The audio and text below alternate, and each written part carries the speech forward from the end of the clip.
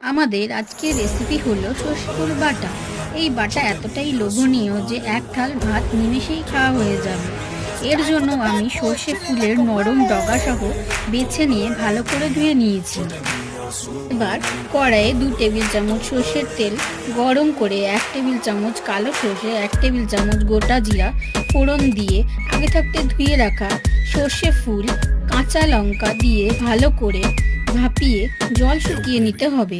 তারপর পরিমাণ মতো নুন, হলুদ গুঁড়ো দিয়ে মিক্স করে সর্ষে ফুল আবারও সওতে করে নিতে হবে। সর্ষে ফুল পুরোপুরি মজে আসলে ইন্ডাকশন বন্ধ করে সর্ষে ফুল ঠান্ডা করে মিক্সিতে জল ছাড়া পেস্ট করে নিতে হবে। বন্ধুরা, গরম ভাতের সঙ্গে সর্ষে ফুল বাটা জাস্ট জমে যাবে। আর অবশ্যই কমেন্ট করে জানাবেন যে আমার রেসিপিগুলো আপনাদের কেমন লাগছে।